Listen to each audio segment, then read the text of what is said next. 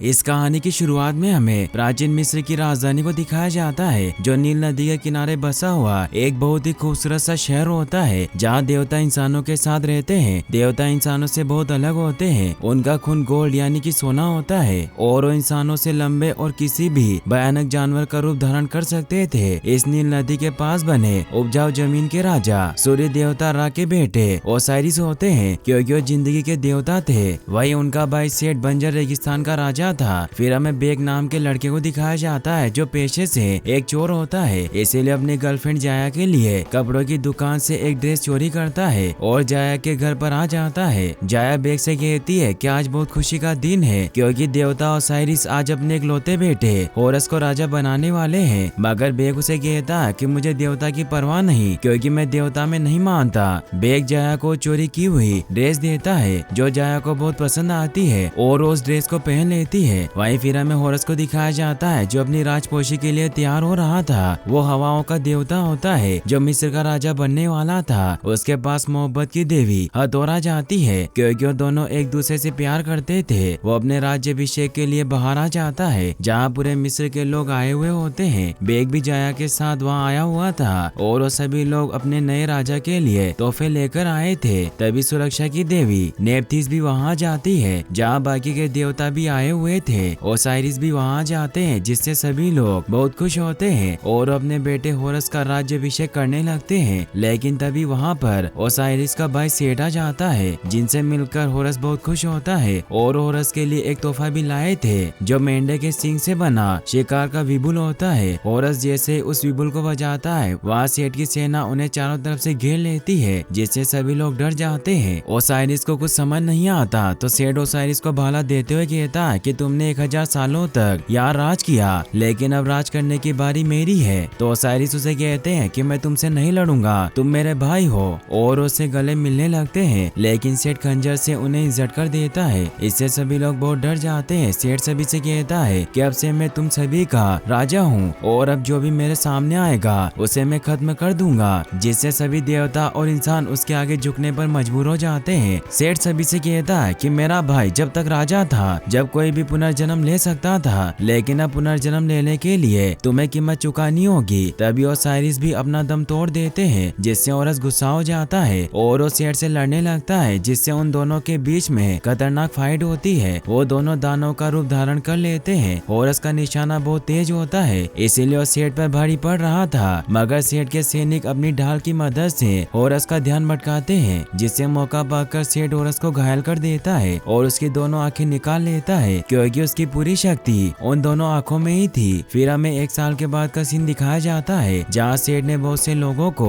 अपना गुलाम बना लिया था, क्योंकि वो अपने लिए एक टावर का निर्माण करवा रहा था, जिसका आर्किटेक्ट अर्जुन नाम का एक आदमी होता है। बेग भी उन्हीं गुलामों के साथ काम कर रहा था। बेग जाया से मिलने के लिए अर्शु के महल में आता है, क्योंकि अर्जुन ने जाया को अपनी नौकरानी बना रखा था, इसीलिए उसके लिए काम किया करती थी। बेग जाया से कहता है कि एक दिन मैं तुम्हें अर्शु से चुरा लूंगा। तो जाया उसे कहती है कि इससे कुछ नहीं होगा, क्योंकि मेरा पूरा परिवार सेठ का गुलाम है और सिर्फ औरत से हमें बचा सकता है, इसीलिए तुम्हें उसकी आंखों को सेठ की तिजोरी से चुराना होगा, क्योंकि आज सेठ की सेना खजाना लेकर लौट रही है, जिसकी वजह से खजाना आज रात खुला रहेगा। और अर्शु के महल से तिजोरी का नक्शा हासिल कर लेते हैं, क्योंकि अर्शु ने इस सेठ की तिजोरी को बनाया था। वहाँ उसे एक पिरामिड का नक्शा भी मिलता है, जिससे सेठ को पावर मिलती थी। वही अर्शु सेठ के पास जाता है और उसे अपने द्वारा बनाए गए मीनार को दिखाता है, जिसे देख सेठ खुश होता है। फिर हमें रात का सीन दिखाया जाता है, जहाँ बेग चालाकी से सोने के बर्तनों वाली गाड़ी में कूद जाता है, जिससे वो सेठ की तिजोरी में एक पुल पर पहुंच जाता है, जहाँ औरस की आंख रखी हुई होती है। वो मैप की मदद से सभी ट्रैप को पार करता हुआ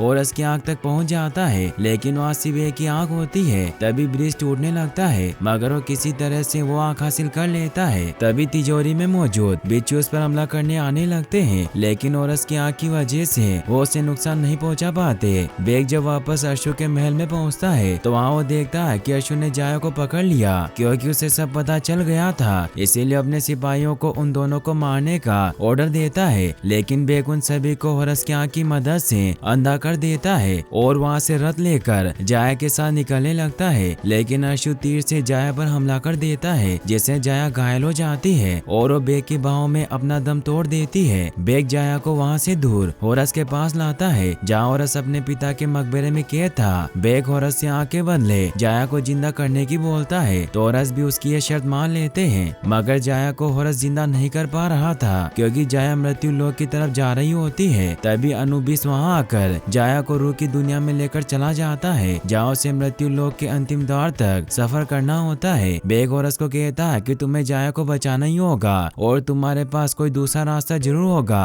तो होरस उसे कहता है कि सिर्फ इजिप्ट का राजा ही अनुबिस को वापस बुला सकता है। तो बेक होरस को उसकी आंख दे देता है, मगर आंख एक ही होती है, इसीलिए होरस बेक को पकड़कर उसे दूसरी आंख के बारे में पूछने लग जाता है। लेकिन बेक को नहीं पता था कि उसकी दूसरी आंख कहाँ है, इसीलिए उसे कहता है कि मैं जानता हूँ सेठ के पिरामिड में कैसे पहुँचा जा सकता है और तुम अच्छे से जानते हो कि उस पिरामिड से ही उसे पावर मिलती है, इसीलिए अगर मैं तुम्हें वहाँ तक पहुँचा दूँ तो तुम सेठ को मारकर राजा बन जाना और जाया को वापस से जिंदा कर देना। तो होरस भी मान जाता है। वही हमें सेठ को दिखाया जाता है जो अपनी सेना को पूरा इजिप्ट जीतने के लिए तैयार कर रहा था क्योंकि अभी भी कुछ देवताओं ने उसकी गुलामी स्वीकार नहीं की थी। तभी सेठ का सिपाही और अर्शु से बताते हैं कि होरस की आंख चोरी हो गई, जिससे वो बहुत गुस्सा होता है और अपने सिपाही को बेक और होरस का पता लगाने का हुक्म देता है। वहीं बेक और होरस एक पहाड़ी के ऊपर चढ़ रहे होते हैं जहाँ होरस अपने दादाजी जो सूरज के देवता रा होते हैं उनसे मदद मांगता है क्योंकि एक आंख के बिना इतना ताकतवर नहीं था कि वो सेठ को मार पाए। रा उसकी दुआ कबूल करते हैं और उसे उड़ने की शक्ति देते हैं, जिससे वो अंतरिक्ष में रा के रथ पर पहुंच जाता है, जिससे वो सूर्य को खींचा करते थे। होरस बेक को उसकी परछाई में रहने की बोलता है क्योंकि रा सूरज के देवता होते हैं और बेक एक इंसान होता है और वो रा की गर्मी से मर सकता है।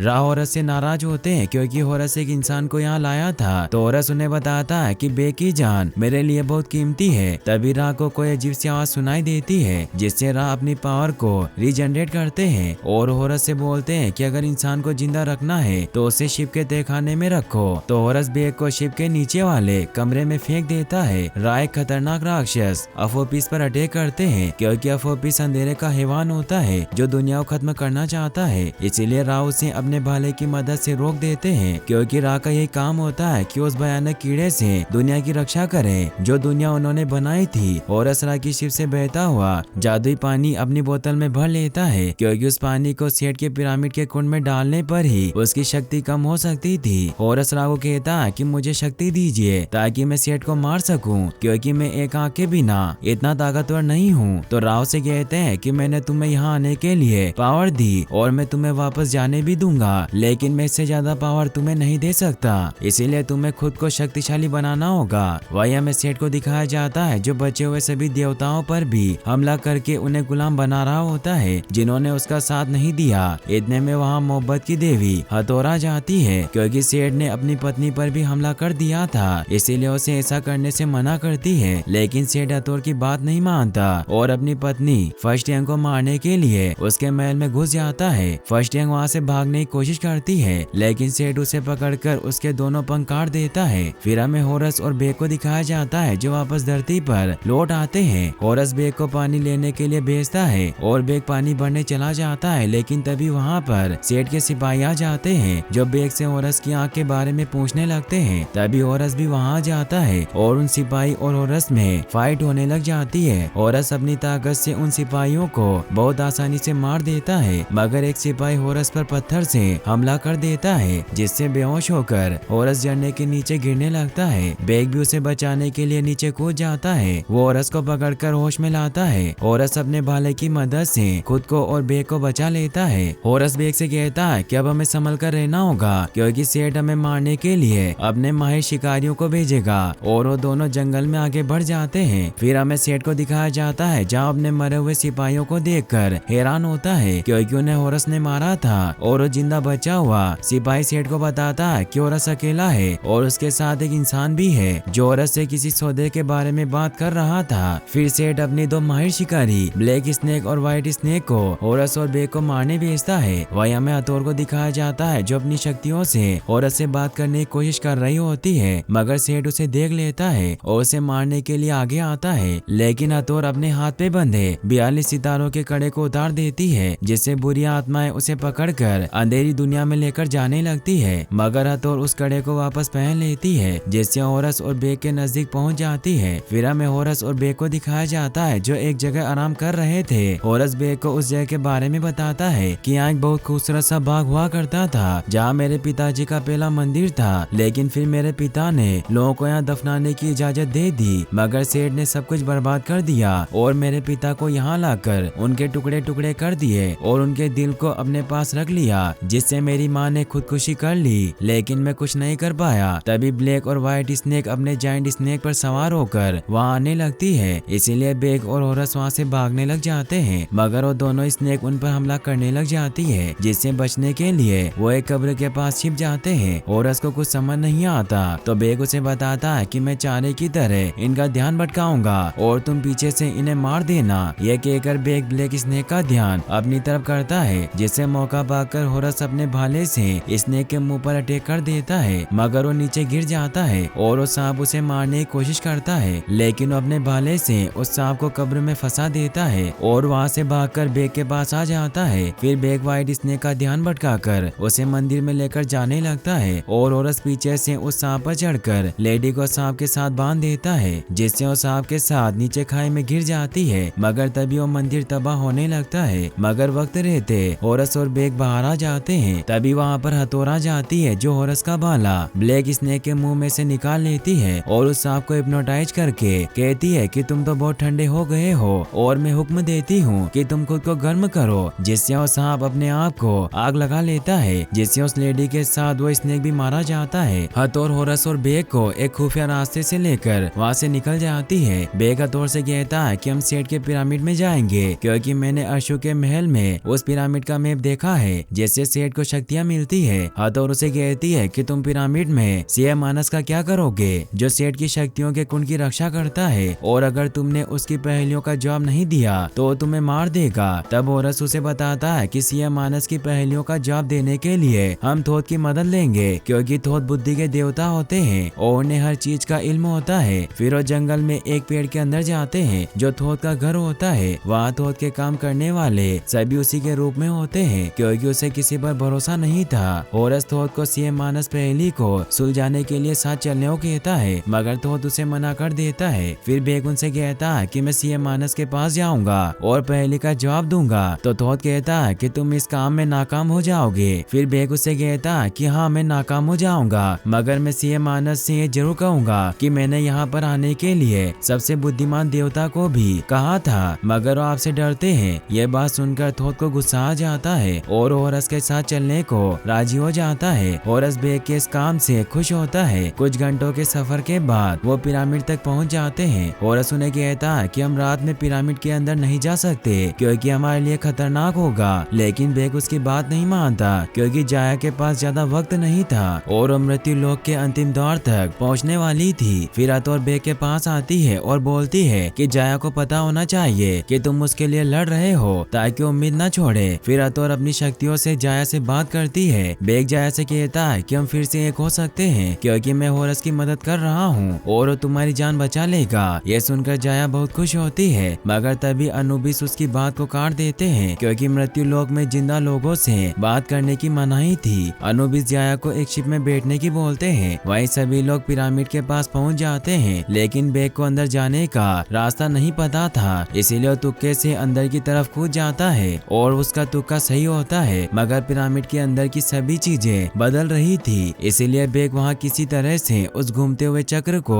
रोक देता है, जिससे सभी चीजें स्थिर हो जाती है। होरस और उसके साथी भी अंदर आ जाते हैं। फिर थोथ उन्हें सिंह मानस के पास जाने की कहता है। वो सभी सिंह मानस की तरफ बढ़ने लग जाते हैं। तभी उनके सामने सिंह मानस आ जाता है और वो थोथ से कहता है कि राजा के घर में घुसने वालों मेरी पहेलियों के जवाब दो या फिर मेरे हाथों से मरो। फिर वो उनसे पहली पूछता है कि मैं नहीं था मगर हमेशा रहूंगा, किसी ने मुझे नहीं देखा ना देखोगे और हर जिंदा और सांस लेने वाले को मुझ पर भरोसा है, तो मैं कौन हूँ। फिर थोथ उसे जवाब देता है, मगर जवाब गलत होता है क्योंकि थोथ को सिंह मानस की पहली समझ नहीं आई थी। तो सिंह मानस थोथ को मारने लग जाता है, मगर थोथ हार नहीं मानता और एक बार फिर जवाब देता है, मगर फिर जवाब गलत होता है। सिंह मानस उसे मारने आता है तो होरस उसे रोक लेता है। तब थोथ पहली का जवाब सही दे देता है कि तुम आने वाले कल हो, जिससे सिंह मानस रुक जाता है और उन्हें सेठ की शक्तियों के कुंड में जाने का रास्ता दे देता है। फिर होरस सेठ की शक्तियों के कुंड में जादुई पानी डालने जाता है मगर सेठ के जाल में फंस जाता है और एक पिंजरे में ओरस व हथौर कैद हो जाते हैं। तो दूर जाकर गिर जाता है। तभी सेठ थोत के पीछे से आकर उसका माइंड निकाल लेता है, क्योंकि थोत के माइंड में ब्रह्मांड का सारा ज्ञान मौजूद था। सेठ कहता है कि तुमने मेरा काम आसान कर दिया है कि तुम थोत को यहाँ लेकर आए। वहीं बेग पानी के मर्तबान को उठा लेता है और कुंड में फेंकने वाला होता है। तभी सेठ बेग को रोकने के लिए उसे उसकी गर्लफ्रेंड का लॉकेट दिखाता है और कहता है कि तुम्हारी गर्लफ्रेंड को मृत्यु लोक से कोई वापस नहीं ला सकता और औरस ने तुमसे झूठ बोला ताकि तुम मुझे मारने में उसकी मदद करो। ये कहकर वो बेग के हाथों में से वो पानी की बोतल छीन लेता है और उसे तोड़ देता है, जिससे औरस का प्लान बर्बाद हो जाता है। फिर सेठ उन्हें वही मरने के लिए छोड़कर चला जाता है, क्योंकि वो पिरामिड गिरने वाला होता है। औरस अपने भाले की मदद से पिंजरे को तोड़ देता है और चक्र की मदद से रेत और पत्थर से सभी को बचाकर वहाँ से बाहर निकाल लेता है। बाहर आकर बेग औरस पर गुस्सा होता है कि जाया तुम पर ट्रस्ट करती थी और तुमसे दुआ करती थी, मगर तुमने उसकी दुआ नहीं सुनी। मुझे लगता था कि तुम सही हो, मगर तुम्हारी बदले की आग ने हम सभी को यहाँ मरने के लिए छोड़ दिया।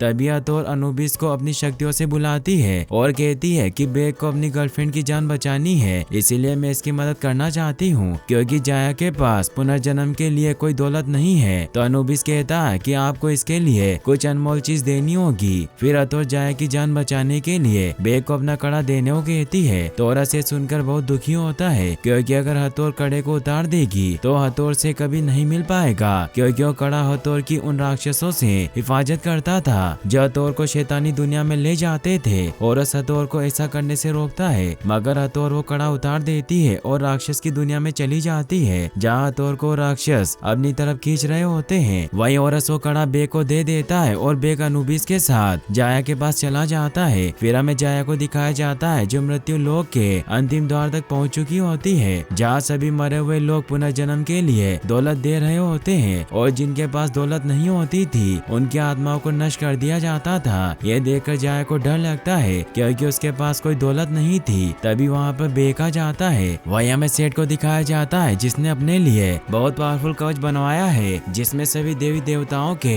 ऑर्गन्स होते हैं, जिसमें फर्स्ट रैंक के पर थोत का माइंड, ओसाइरिस का दिल और होरस की आंख शामिल होती है, जिससे सेठ बहुत पावरफुल हो चुका था। सेठ वहाँ से अपने डेड रा की शिप पर आ जाता है, जहाँ सूरज के देवता राव से टावर के बारे में बताते हैं जो सेठ ने बनवाया है कि मैंने टावर को देखा है और वो बहुत अच्छा बना है। तब सेठ उन्हें कहता है कि आपने सिर्फ टावर देखा और ये नहीं देखा कि मैं ओसाइरिस से ज्यादा ताकतवर हो गया। मैंने वो कर दिया जो ओसाइरिस कभी नहीं कर सकता था। मैं सभी जीवों का महाराजा हूँ, इसीलिए आप मेरी इज्जत कीजिए। मगर राव से कहते हैं कि अगर तुम्हें इज्जत की कोई परवाह होती तो तुम अपने भाई को नहीं मारते। तो सेठ उन्हें कहता है कि आपने मुझे वो तपता रेगिस्तान दिया और ओसाइरिस को आपने हरी भरी जमीन का राजा बनाया, आपने ऐसा क्यों किया? राव से बताते हैं कि वो इंतहाम था जिससे ओसाइरिस कामयाब हो गया, क्योंकि उसने वक्त आने पर वो सिंहासन छोड़ दिया। तब सेठ कहता है कि मैं भी तो इंतहाम में कामयाब हो गया, फिर भी आपने मुझे पिता बनने नहीं दिया। तो राव से कहते हैं कि मैंने यहाँ शिप पर रहकर जो दर्द सहा वो दर्द मैं तुम्हें नहीं देना चाहता, क्योंकि अब मेरे बाद तुम्हें ही इस रथ को चलाना होगा, क्योंकि इस जगह से बड़ी कोई जिम्मेदारी नहीं और इससे बड़ा कोई सम्मान नहीं। तो सेठ उन्हें कहता है कि मैं आपके जैसा बेकार जीवन नहीं जीना चाहता, मैं अमर होना चाहता हूँ ताकि मैं उन सभी रियासतों पर राज करता रह सकूं जिन्हें मैंने जीता है। तो राव से कहते हैं कि तुम ऐसा नहीं कर सकते, क्योंकि तुम इस पूरी दुनिया को बर्बाद कर दोगे जिसे मैंने बनाया, और उस पर हमला करते हैं। लेकिन सेठ अपने सूट की वजह से बहुत पावरफुल हो चुका था, इसीलिए उनके दिव्य अस्त्र से भी बच जाता है और राव को अपनी तलवार से जख्मी कर देता है और उनसे उनका दिव्य वाला छीन लेता है। वही हमें जाया और बेग को दिखाया जाता है जो मौत के अंतिम द्वार पर होते हैं, जहाँ बेग उस कड़े से जाया को पुनर्जन्म में दाखिल होने के लिए तराजू पर रखने वाला होता है, मगर जाया उसे मना कर देती है कि मैं तुम्हारे बिना नहीं जाऊंगी। तभी वहाँ अंतिम द्वार पर भी अटैक हो जाता है, जिससे सभी चीजें रुक जाती है और अनुबिस उस हमले को रोकने की कोशिश करता है। तब जाया बोलती है कि औरत ही अब हमारी आखिरी उम्मीद है, क्योंकि अनुबिस इस कीड़े को ज्यादा देर तक नहीं रोक पाएंगे, क्योंकि अब वो कीड़ा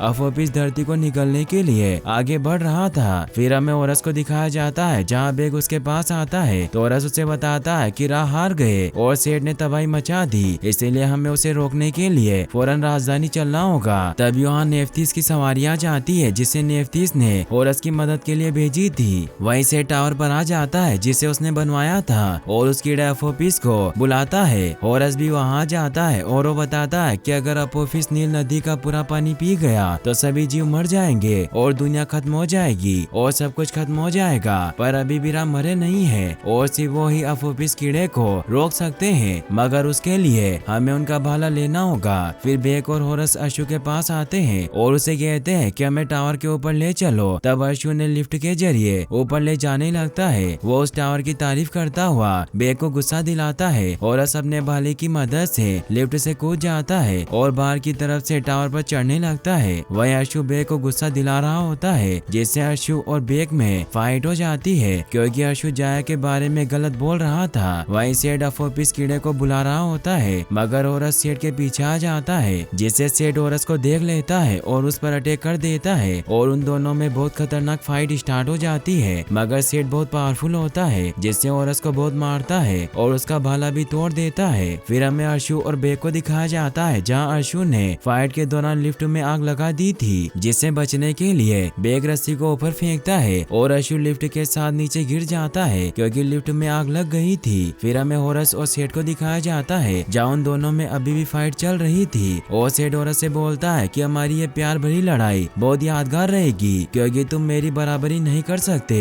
और होरस को मारने वाला होता है कि बेक वहाँ आ जाता है और वो अपनी रस्सी को सेठ के बाले में फंसा लेता है, जिससे सेठ को उस पर बहुत गुस्सा आता है और उसे पकड़कर फेंक देता है, जिससे बेक को चोट लग जाती है। फिर भी बेक हिम्मत नहीं हारता और वो सेठ के सर से होरस की आग निकाल लेता है और होरस की तरफ फेंक देता है, जिससे बेक नीचे गिरने लगता है। तो होरस आग की परवाह नहीं करता और बेक को बचाने के लिए उसका हाथ पकड़ लेता है क्योंकि वो समझ गया था कि उसे दूसरी आंख की जरूरत नहीं बल्कि उसे खुद को मजबूत बनाना है। और वो एक बर्ड में बदलकर बेक को नीचे ले आता है। बेक उसे कहता है कि अगर तुम्हें दूसरी आंख की जरूरत ही नहीं थी तो मुझे बता देते। तब होरस कहता है कि रान ने मुझे समझाया कि मेरा काम सिर्फ बदला लेना नहीं बल्कि अपने लोगों की सुरक्षा करना है। और अब सेठ और होरस में फाइट स्टार्ट हो जाती है, जहाँ सेठ होरस पर बहुत हमले करता है, मगर होरस हमलों से बच जाता है। होरस चालाकी से सेठ को टावर के अंदर ले आता है और उसका ध्यान भटका देता है। फिर होरस सेठ को पीछे से पकड़ लेता है और उसके पंखों को तोड़ देता है, जिससे सेठ नीचे गिरने लगता है। मगर फिर भी सेठ होरस पर भाले से अटैक करता रहता है, जिससे टावर डैमेज हो जाता है और नीचे गिरने लगता है। तब सेठ टावर के मलबे में दब जाता है, जिससे सेठ बहुत जख्मी होता है। फिर होरस उससे रा का भाला ले लेता है और उसे मार देता है। फिर होरस उस भाले को लेकर रा के पास जाता है और रा उस भाले से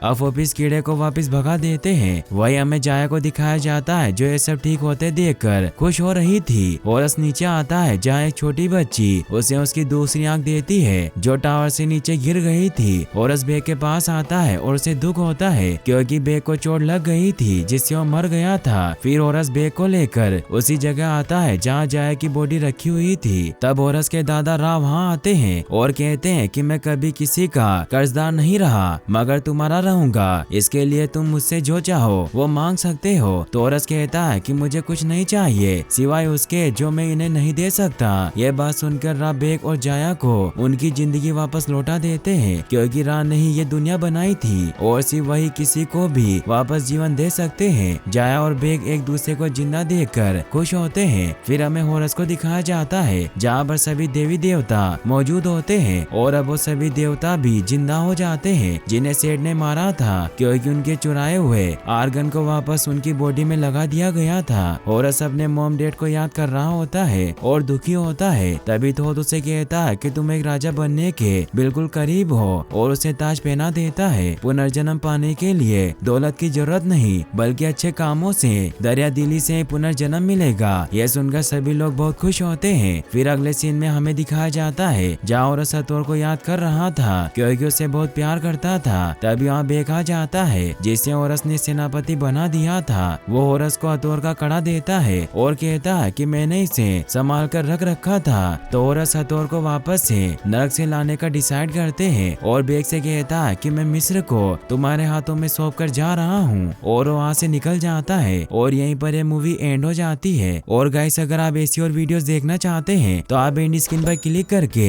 इस वीडियो को भी वॉच कर सकते हैं। साथ ही इस वीडियो को लाइक और चैनल को सब्सक्राइब करने के लिए आपका तहे दिल से शुक्रिया। Thanks for watching.